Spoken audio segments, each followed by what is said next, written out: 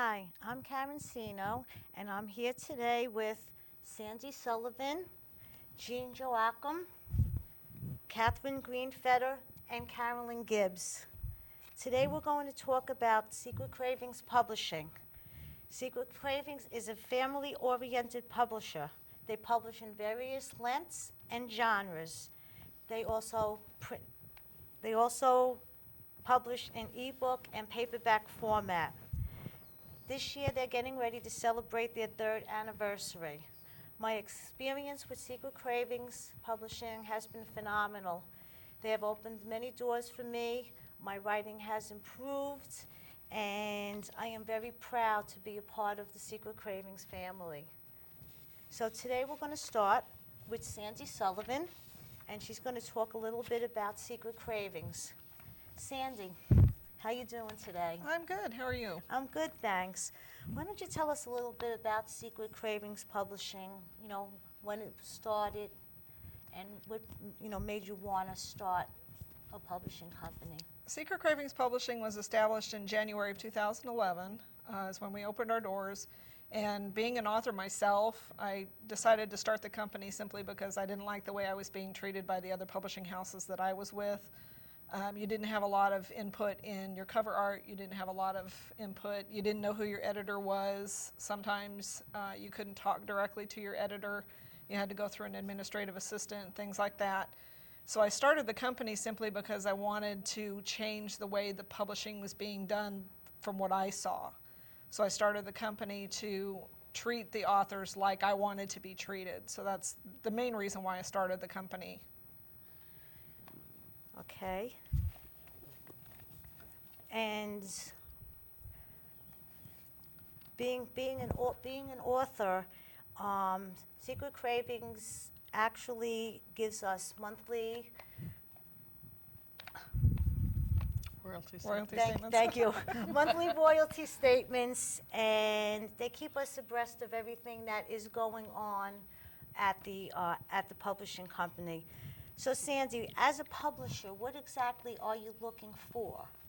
We publish everything from sweet romance, actually from YA, young adult type romance, new adult type romance, as well as all the way up to erotica. There is a difference between erotica and erotic romance. Your erotica tends to be more about the sex in the book versus a lot of plot line, whereas erotic romance has a really in-depth plot line, but they also have the hot sex. So there's a big difference there, but we publish everything from the no sex in a book to the hot stuff. We actually have a new line that we're starting called Grimoire Books that's going to be coming out actually next month. The first book will be released. That's a sci-fi fantasy publisher, so you're thinking more Lord of the Rings kind of thing. Even though you have the romantic elements in the books, it's more based around the fantasy of the story versus the romantic elements that romance is generated by. Okay. You also have Sweet Cravings. Mm-hmm. You'd like to talk a little bit about what Sweet Cravings is all about? We have Secret Cravings Publishing publishes more of the erotic romance, the hotter pieces.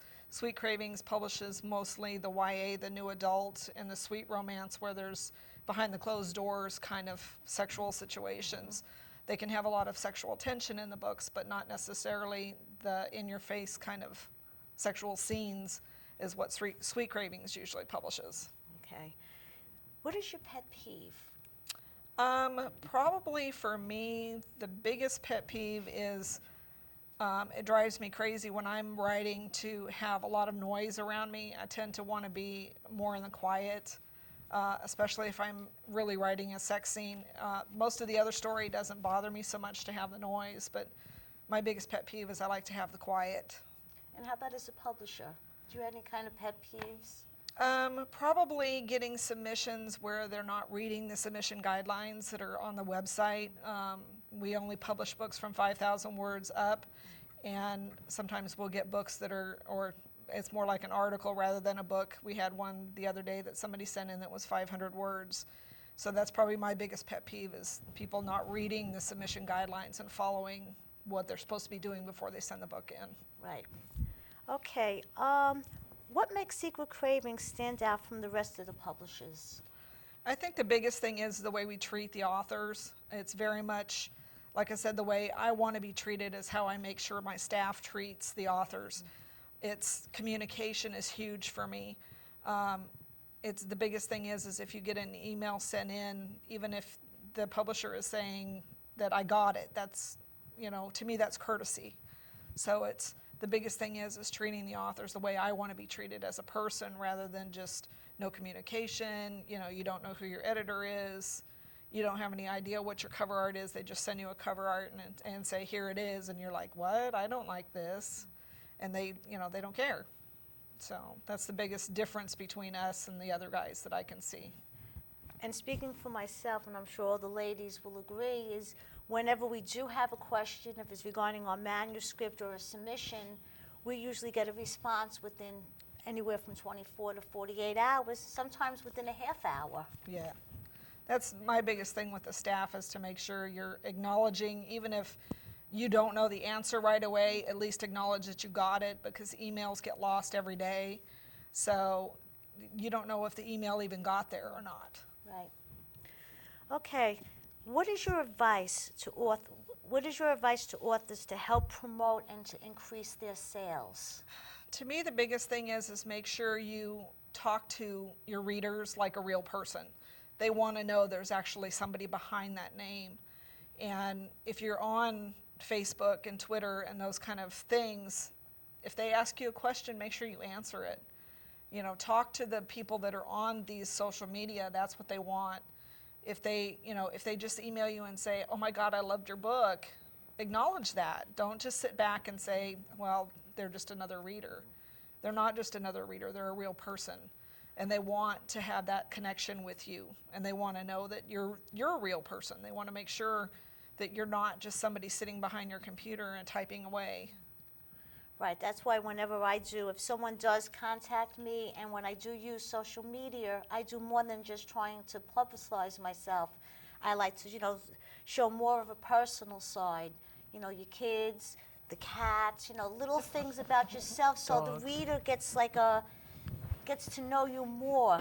Like you said, not that they're just saying, well, Karen is just sitting behind a computer. They get to say, well, that's what Karen's kitchen looks like. That's what Karen's work area is. Right. Okay. So I figured now we would go into, go around and all talk about a few questions that a lot of the readers like to hear. So we'll start with Jean. Where do you get your ideas? I get asked this all the time. I really don't know where they come from. It's like a little door opens between my conscious and my subconscious mind, and a character slips in, or a storyline slips in, and then kind of takes hold of my brain. People want to know, do you get it from people you know? Do you get it from articles in the newspaper, something you see on TV? Not usually. Sometimes I will see something, or as Sandy once said, watching people at the beach or on the train, and you see some interaction, and it starts your mind thinking, and then what always happens is get a little kernel of an idea, and you go, well, what if? And then the what if becomes a storyline. Sandy? For me, I write contemporary erotic westerns, so a lot of my books have cowboys in them. That's what I write. So I do a lot of reading other cowboy romance authors. I also watch PBR, the Professional Bull Riders Association, and those types of events, rodeos, that kind of thing. So I have that scenario in my brain a lot. I do have horses myself, so I tend to, stare out the window at the horses and start thinking of what's going on, where's the cowboy that, that might be out riding the horses and working with the cattle and that kind of thing. I also got my latest series. I had went to a guest ranch in Bandera, Texas last year.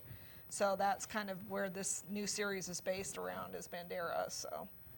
As you find by riding, when you go out riding? Yeah. Oh, yeah. Do you My get, horses are Western pleasures, so that's. And Like, do you get inspiration when you're on the horse and just like carry a pad and paper with, a pen with you? And I don't write while I'm horseback, so that's kind of that's kind of hard to do. But it's nice to be able to just let your mind wander, because most of the time the horses are well trained, so you don't really have to do a whole lot with them. You're just basically holding on and going along with wherever they go. So you can let your mind wander and kind of go with that. Well, my ideas usually just pop into my head. Something will just click, and then I'll just run with it. My first book, Roses, was was a dream. I had a dream about the beginning of the book, and I just went with it.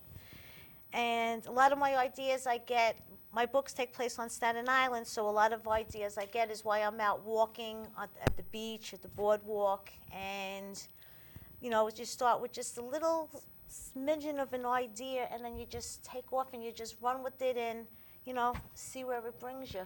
Mm-hmm. Kathy?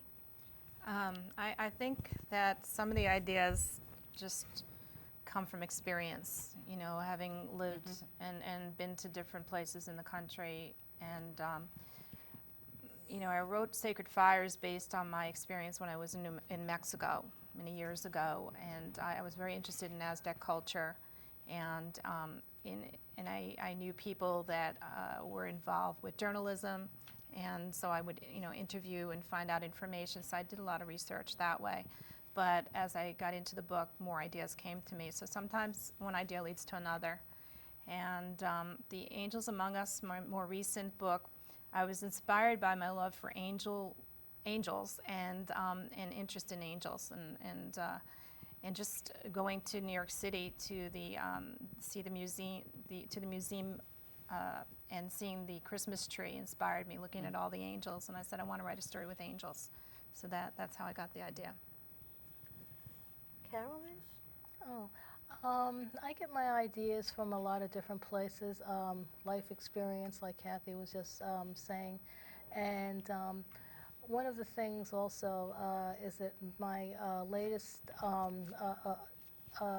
work in progress right now that I'm working on is a story that takes place at a writers' conference, which we've all been to writers' conferences, and it has a little different twist to it. So that was just like, what if this were to happen at a writers' conference? One of those kind of stories. And then also I get ideas from watching the news.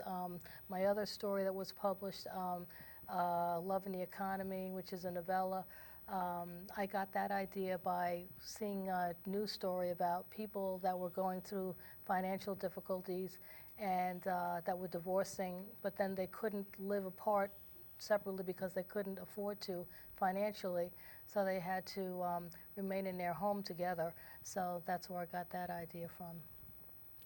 Yeah. What about research, and Jean? When you're writing a novel, before you start, do you do any research?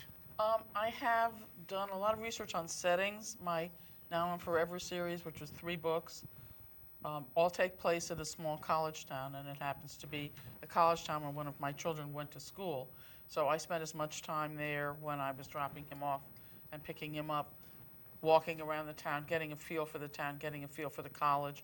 And the series happens through Kensington State University, which is a name I made up. But it's very much like this college and like this college town. So I really enjoyed that kind of research. I've also researched in Greenwich Village for a series I do in New York, a small town where I go in the summers for my Moonlight series. And the Hollywood Hearts series that I'm working on now, a lot of that comes from having spent the last 15 years writing movie reviews and being so involved and seeing so many movies and so curious about what goes on in these people's lives. So I do research, but it's not like I go to the library and look up a topic and research it. Some of it is just life experiences, getting out and seeing settings, towns, places like that inspire stories. Sandy? Mine, a lot of it, because it is cowboys, it's a lot of what I already know. But if there's something that I'm doing with, say, a bull rider, and I don't know that much about bull riding, I'll watch videos on YouTube, or research the different things that go into being a bull rider, their bull rope and all the different things that go along with that.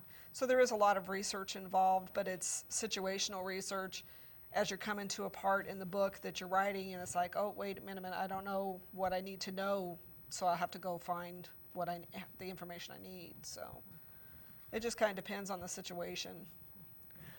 Well, for me, my research, since I write very locally, in my Mystical Wonders series, the center points is at a beauty parlor. So it happens that my friend owns a beauty parlor, so I went in, I took a look, made sure I got all the details to write about the shop. But any place else that I have as a setting in the book, I've made sure I've gone out, researched, especially when I put street addresses, to making sure they really aren't street addresses. You know, that's someone's just not going to go and ring someone's door, you know. So I try to keep, you know, as far as actual research, I write, you know, I generally write what I know. And like I said, most of the stuff, you know, I do write takes place on Staten Island. Kathy? I draw a lot from experience, but I also like to interview people, especially for characterization. And in Sacred Fires, I interviewed someone who was a journalist. I interviewed someone who worked in the Customs Bureau. For Angels Among Us, I interviewed a local police detective to find out about investigations. And I know people who claim to be psychic, so that helped as well for the character in that story. And again, my belief and understanding about angels, I did a lot of reading, some online research, and I felt it helped add to it. Carolyn? Okay, well, one of the things that I do a lot of is looking on the internet at locations, like if I'm writing something someplace that I haven't been to before, and like the story that I'm writing now takes place in Hawaii, and I haven't been to Hawaii yet, not yet, but I have been there through Google Earth, and it's great because now you can see everything and you can really see what the hotels look like, and so that you can give a better description of them and all, and it's great, you know, it's next to being there. Okay. Jean, does your environment affect your writing? Yes, it definitely does. And I'm a lot like Sandy. The quieter my environment, the better my writing, the easier it is to write. So I live in Manhattan, and sometimes it's hard to have peace and quiet. So I get up very early. I'm often at the computer at 6 o'clock in the morning. That's before kids are on their way to school. Of course, now school is out. But before people are really moving around that much in New York, and certainly before people are moving around in my house, except me and my dog. And I have peace and quiet then, and I go away in the summertime to the country to be in the middle of nothing because it's very quiet, and I can really focus on my inner thoughts and hear my voice and hear my dialogue in my head so that I can make sure it's good and it sounds well, you know, like it should. I need to have the quiet in order to write. So yes, I'm very environment sensitive when it comes to writing. And how about when you're editing your book? Like, do you Oh. need complete silence? Yes. Do you need? Okay. Yes, I do. And I've discovered I really need to print out and do a hard copy edit so that I can see if words are repeated, because a computer screen doesn't give you a whole page.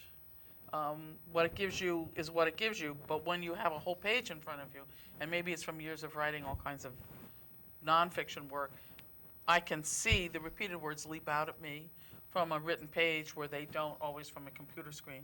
So what I give my editor is a lot cleaner if I've done a hard copy edit. And yeah, I need to have quiet for that.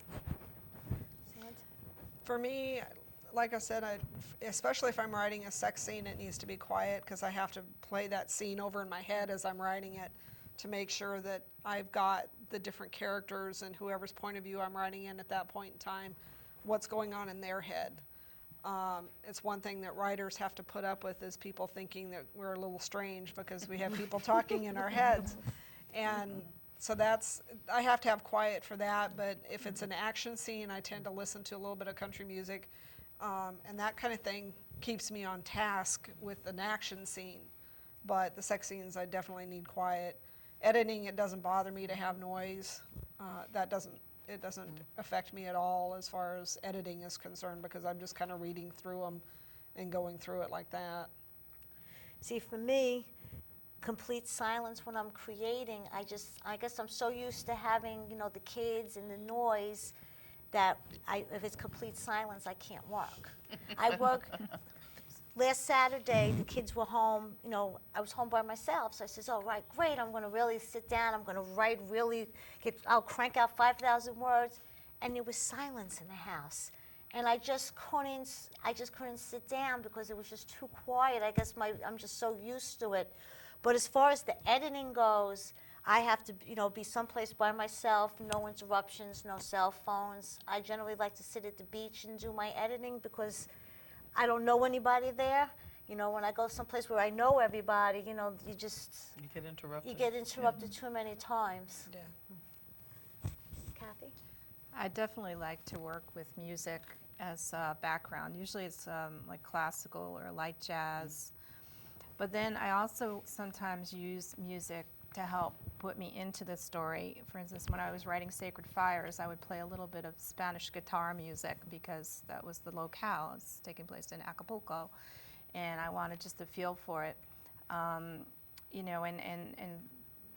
I bring music into my story in some way. I might mention a song title or a little bit of, a word or two from the song, and it helps for me to have the song in my head. I sometimes do need the quiet as well. I'm a morning person, so I find in my house the morning really early, like 5 a.m., kind of is very quiet, just me and the dog. And then it gets livelier after like 8. So I find really early in the mornings a good time for me. As for music, I hate to interrupt, but you're so right in that using music to get you into a scene, an idea. When I was working on Love, Lost, and Found, that takes place in St. Thomas, Kokomo was the song that was playing when she was traveling there, and every time she heard that song.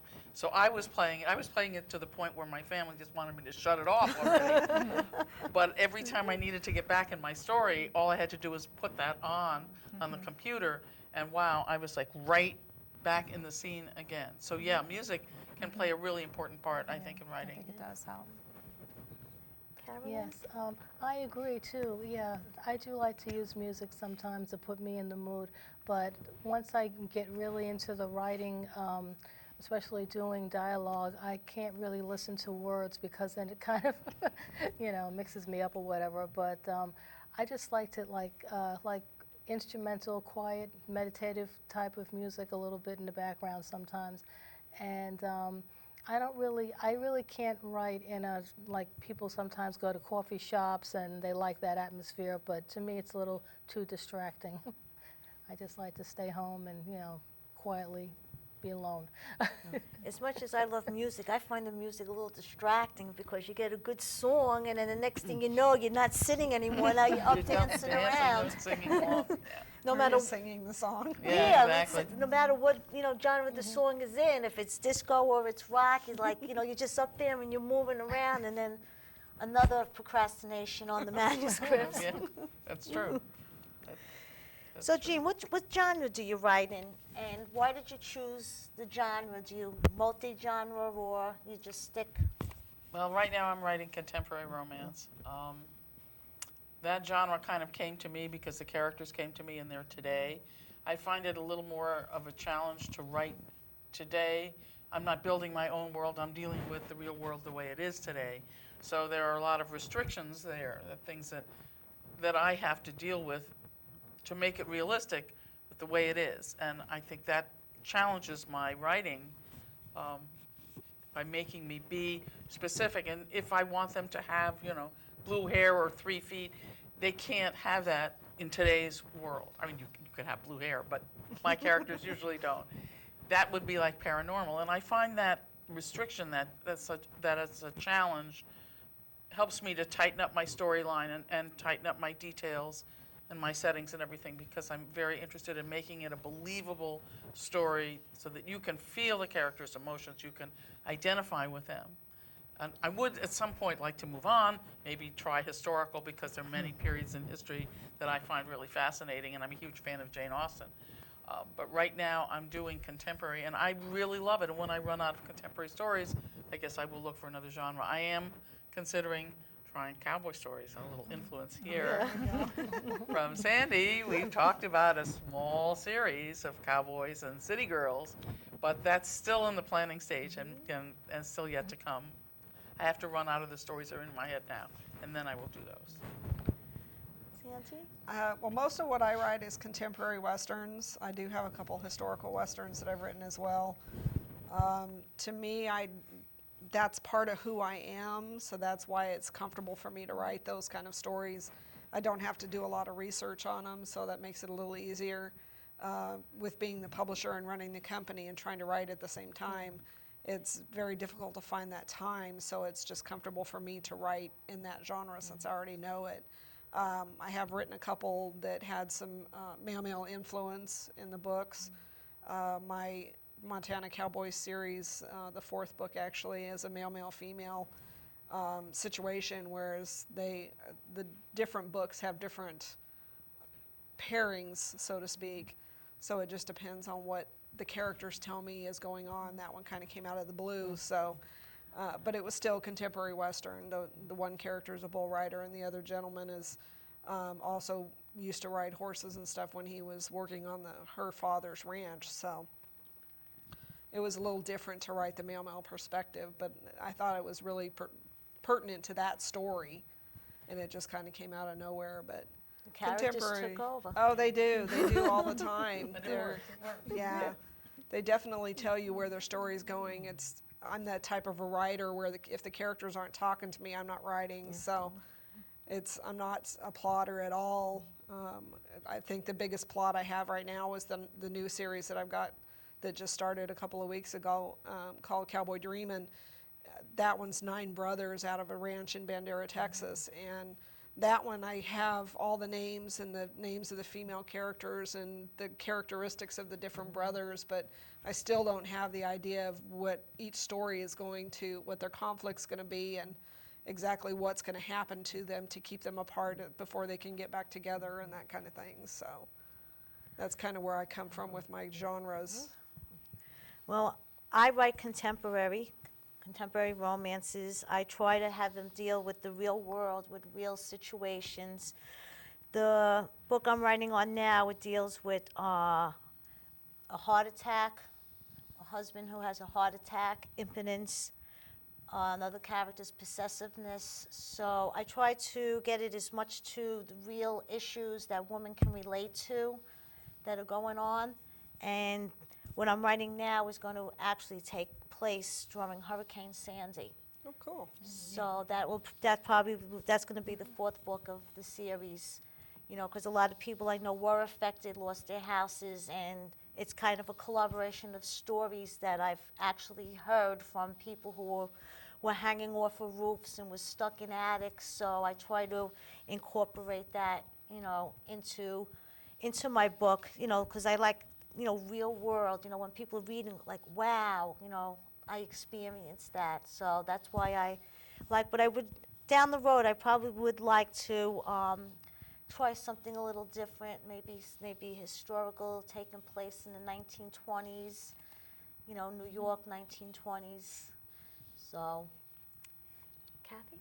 Okay. I tried different types of writing, and I'm pretty much right now paranormal. I really like ghost stories, and Angels Among Us, an angel is a main character, and a psychic artist who works with her guardian angel in solving the mystery of her parents' death. And Sacred Fires, it deals with reincarnation, the idea of soulmates and past lives and cult rituals, and I kind of like that. I kind of like, not that it's horror, but I like spooky elements, and I've always liked, my favorite holiday is Halloween.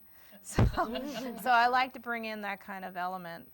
Right now I'm working on a werewolf story, and in the background I have a time travel. So I really like things that are not normal and different because it interests me, and I find that's what I generally read, is something that's different. I write mostly in women's fiction and contemporary romance. with multicultural characters mostly. And also romantic suspense, which is a surprise to me. The story that I'm working on now, my work in progress, is actually a romantic suspense story. So that's something a little new for me. Well, now this is the big question that people always want to always ask. Are your characters based on people you know? Goodness gracious, I like living. And even if we did, we wouldn't admit it. No way, Right. no way. I suppose that you'd have to say, after living so many years, that all the people you've met through all of your life, all the different sides you've seen to people, their good sides, their bad sides, good, evil in general, comes from, as Kathy said, your experience in life. So I guess it wouldn't be totally honest to say, no, that your characters aren't based on any, but they're not based on a person per se, ever. I do, except I have two side characters in my Moonlight series that were a couple lived next door to my grandparents, who I really, really cared for, and they're a nice couple, supporting characters in one book. But outside of that, all of my characters are just either compilations of my life experiences and all the people I've met, you know, from people who ride next to me on the subway to people I've been best friends with, or just out of the blue original type people. But I would never base a book on a real person, because then you would have to be them and the character would have to do what they do, and then it wouldn't be my story, it would be theirs. Most of my characters are just fictitious characters in my head. I think I have written one that was influenced, I would say, by a real person, but not, that character was not the hero in the book, though there was an influence of that person in the book. But I think the big thing is we do tend to use people we know as those influences to those characters, even if they're not necessarily written specifically about a person. Those people still influence the characters that we do write. I think it's really like a collaboration of everyone that you met through your life.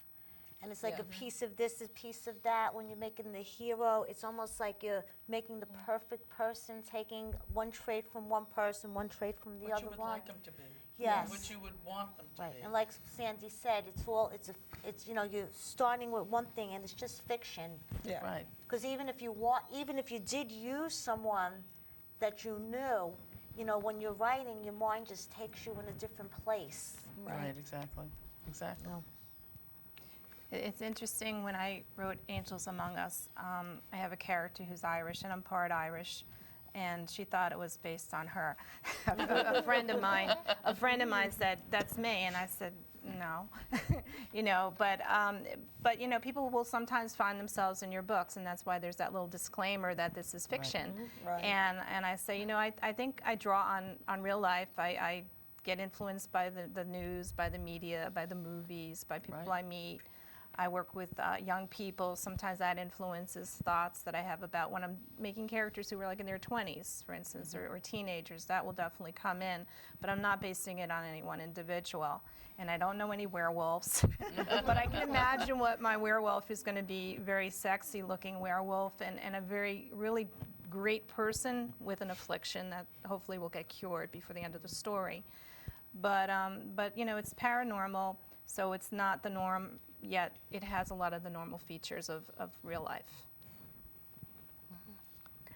Oh, yeah, most of my characters, I believe, are fictitious also, just really from my own imagination, you know, just trying to get different traits in that you would like that person to have, and or also trying to interview the character and find out about them, that kind of thing.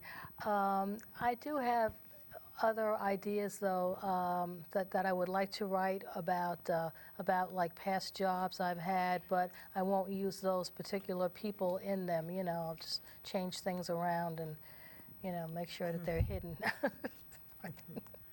My husband keeps asking me, he keeps saying, "I'm Mac, right? I'm Mac." From now on, you based him on me, didn't you? And I go, "No." But you could try to be like him. Right. So, Jean, can you handle writing, doing more than one writing project at a time, meaning while you're in the middle of doing edits, can you be writing another book? Actually, I didn't think that I could, and when I first started out, I was one book, only one book, blinders on. But then I have a publisher who put me on a difficult schedule, and I discovered that I had to learn how to juggle and balance, and I actually am writing 2 books at the same time, and sometimes writing 2 books at the same time and editing a 3rd book at the same time. And I didn't, I've always considered myself a multitasker, but I never thought I could do that. And I have discovered that when you really want to or when you really have to, you can do really almost anything. So yes, I am able to compartmentalize that way and get into it. It takes me longer to get from book to book mentally and to get my heart in it and get going again. But yeah, I am able to do the multiple books at the same time because I kind of have to. That's my schedule.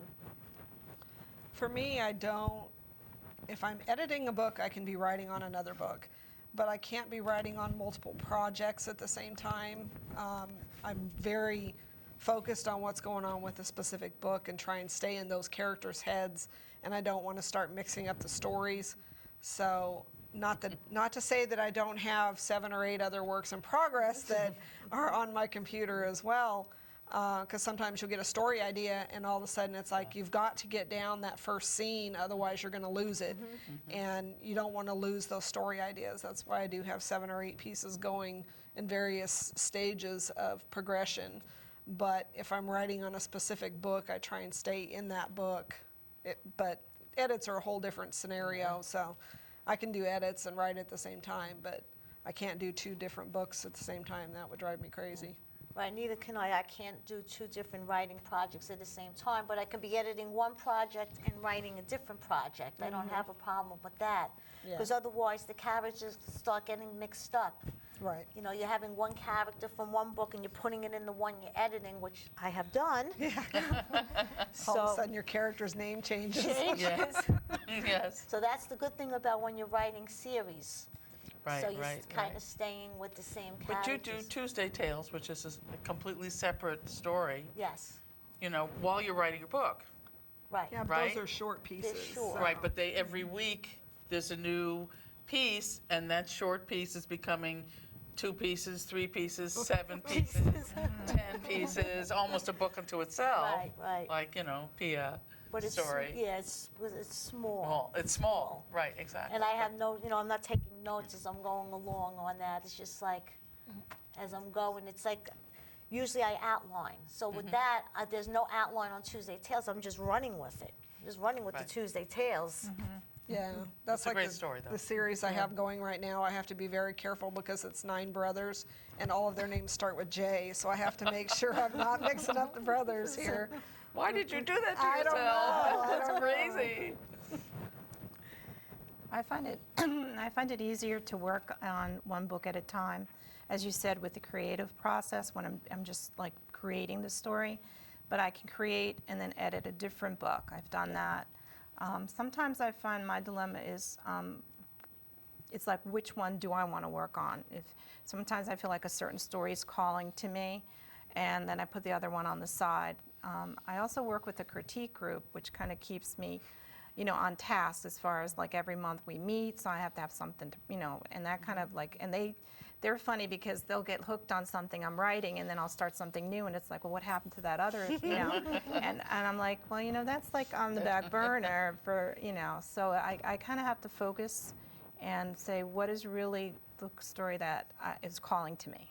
That's what I think of it. It's calling to me. I'm going to do that now, and once I'm through that, then I can go to the other one.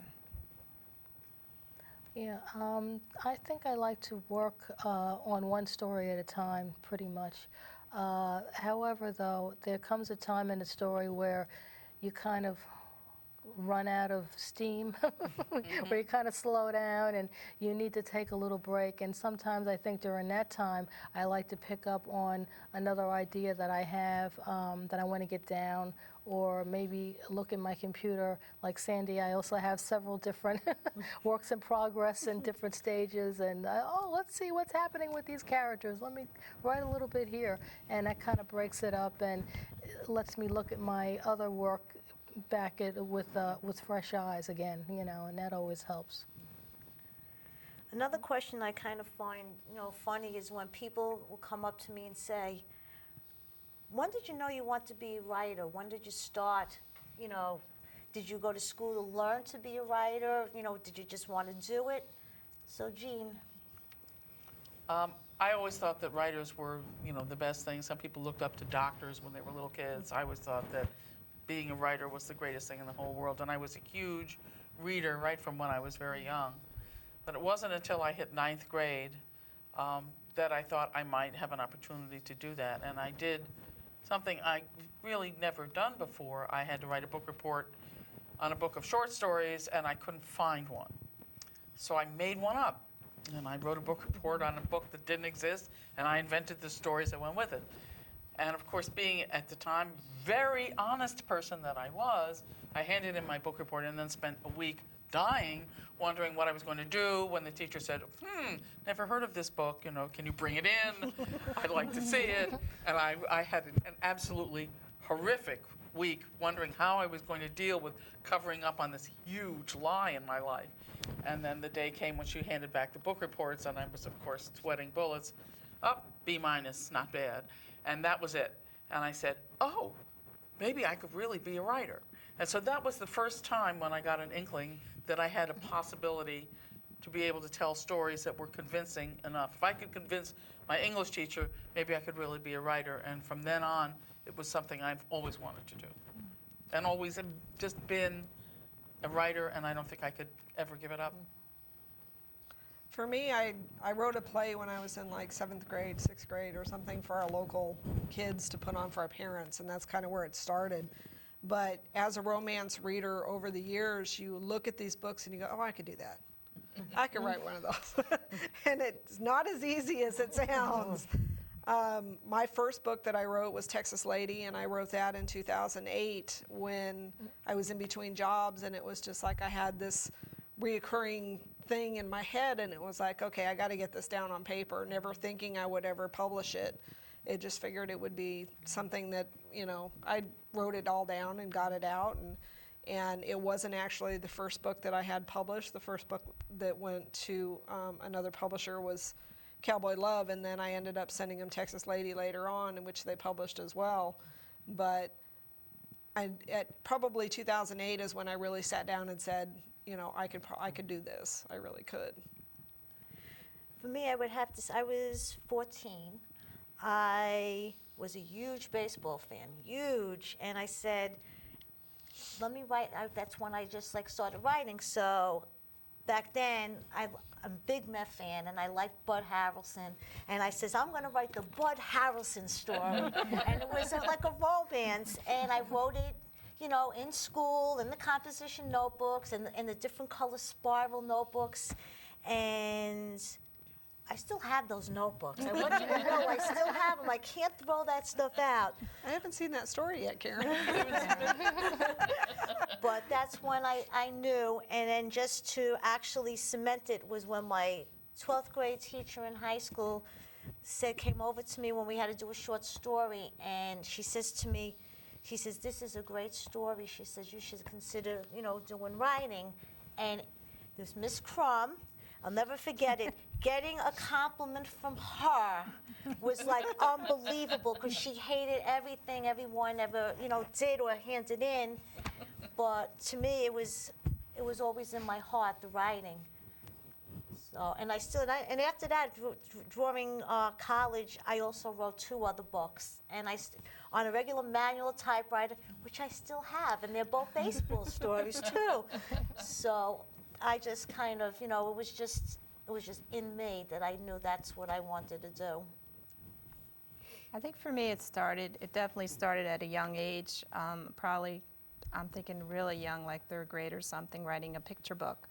And I lived in Greenwich Village at the time, which is really, back then it was, and I think it is still today, very arts community. And I remember just standing on the, right outside my apartment and trying to sell this book. Nobody buying it. But I was really, and I drew the illustrations and wrote, and it was actually a Western story. So I should bring it back again.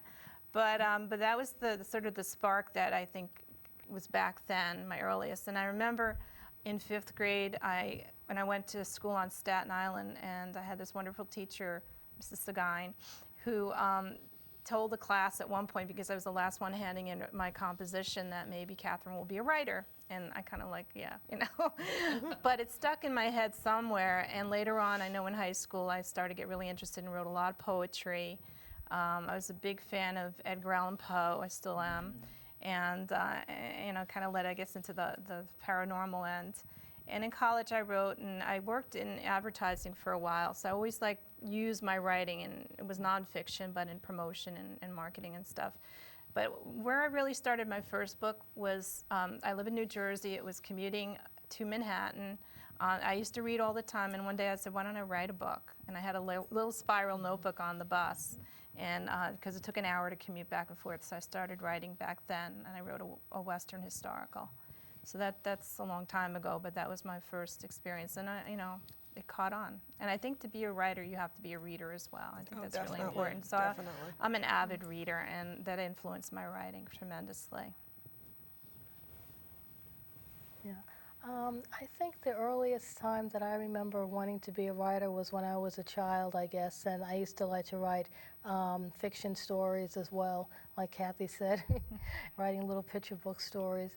And then later, when I was in college, I remember taking a creative writing course, and I was a journalism major, but I took a creative writing course as well. And I really liked it a lot, and I wrote a story there. It's called The Wyandanch Incident, which Wyandanch is a neighborhood in Long Island, and it was a story like a comical satire type of story on the Long Island Railroad, and one of the we used to have to read our writing in class, and the editor of the literary magazine was one of the students in the class, and afterwards he asked me if he could print the story in the magazine, and I said, wow, I couldn't believe it, because I was being published in the magazine because I did journalism writing, and that was great, but this was fiction. I'm like, wow, I made that story up and he likes it.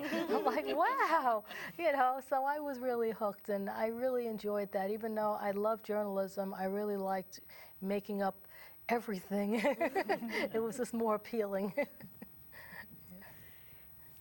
Jean, what is the hardest part of being a writer?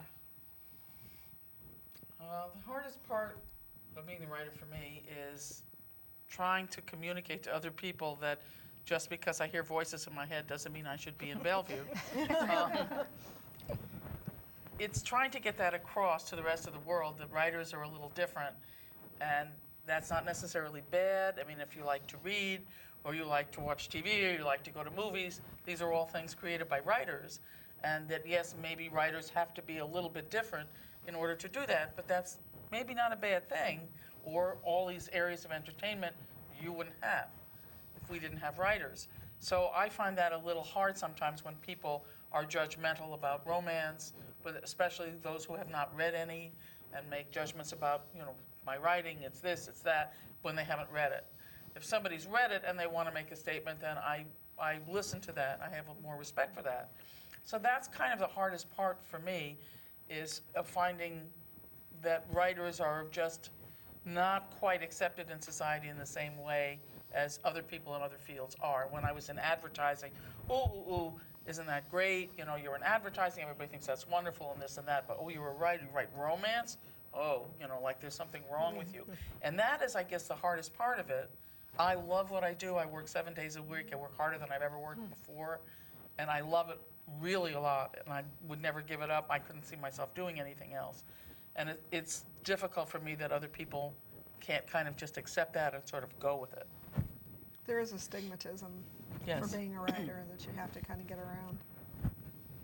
For me, the hardest part is finding the time to write.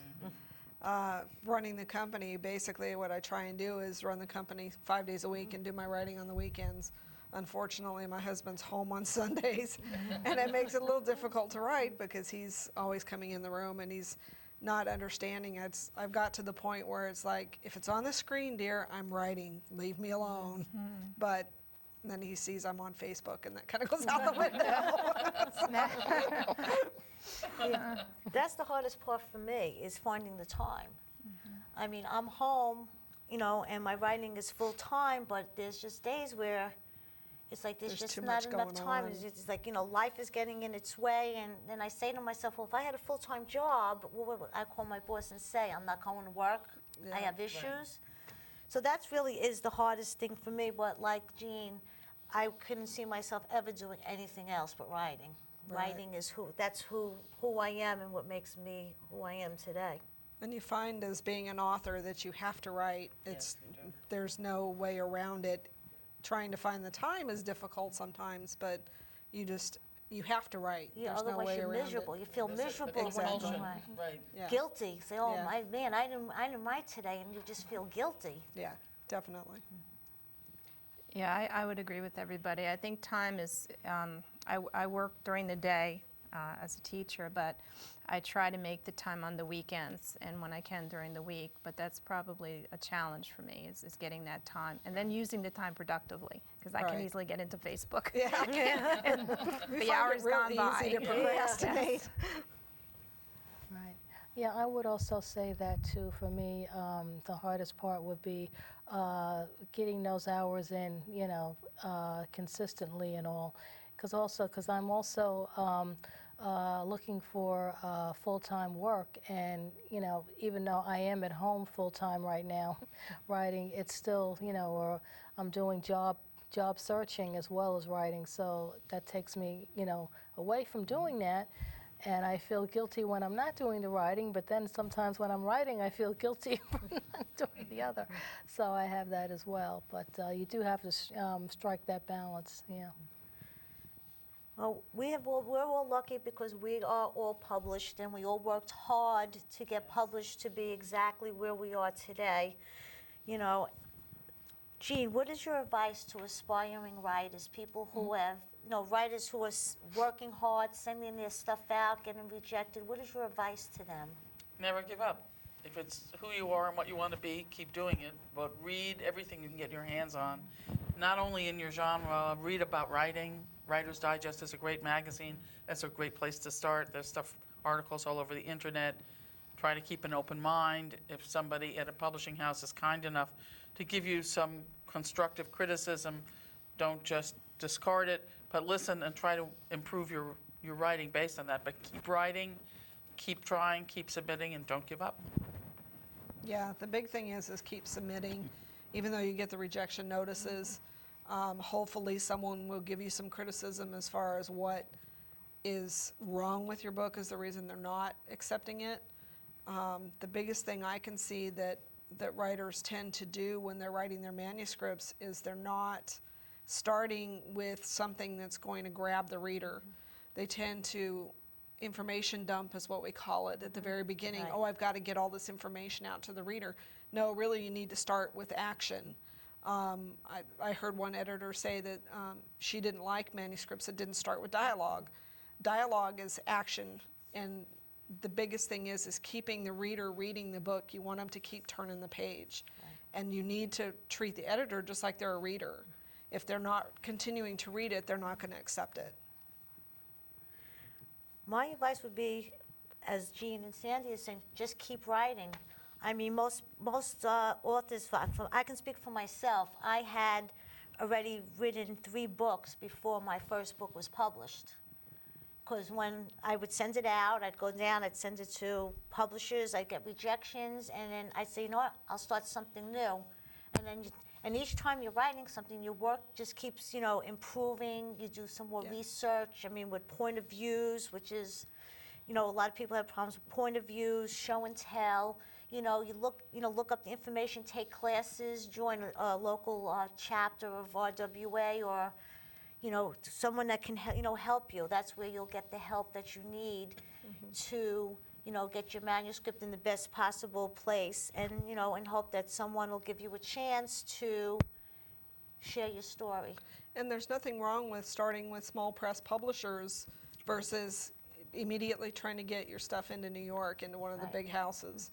The small press publishers are constantly growing and constantly evolving and making the things better, and there's several of them out there. The biggest thing is do your research on the small presses, because there are several out there right now that aren't paying their authors, and they're not doing anything for their authors, or there's other situations that are going on internally. Talk to the authors that are with them.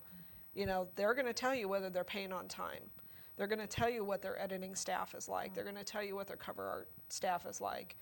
So it's do your research, but don't cut out the small press publishers, because it's a great place to start.